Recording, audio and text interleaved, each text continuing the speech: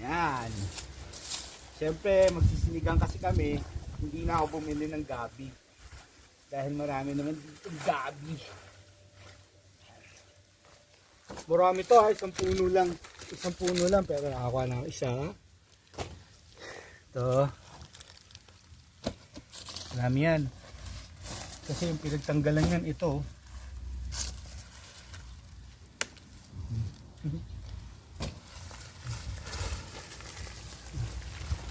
Binibili sa palengke, magkano rin to, diba?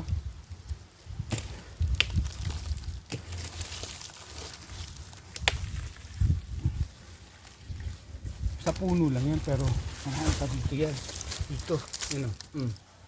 Pa. Ito pa. Bugs! Huwag na kayong bibili ng gabi pang sinigang. Dahil isang puno lang tinanggal natin.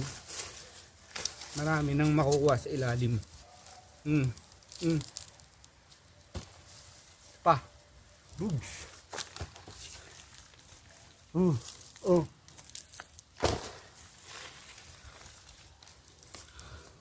Ito. Siguro tinanim ko to mga 1 year lang. Ganyan na. Depende kasi sa lupa din. Meron ding hiyang siya sa lupa.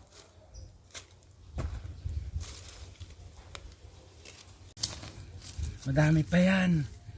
Feeling ko makaka5 kilo ako sa isang puno lang. Oh, sila na. Tinatamaan ko na.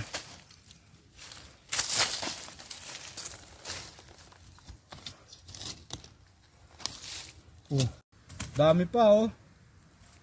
Oh.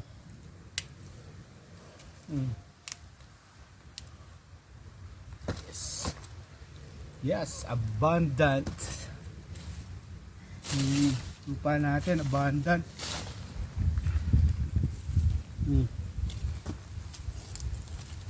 Okay, basta tip, pag yung tanim yung gabi, umabot na ng ganito kalaki, pwede na talagang i-harvest yun.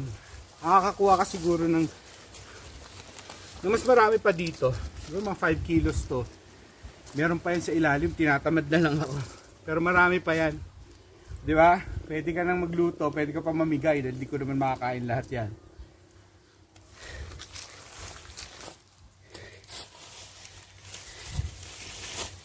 Ayan, ito na yung ating hinarvest. Kanina hinukay nating gabi. Lalaki oh.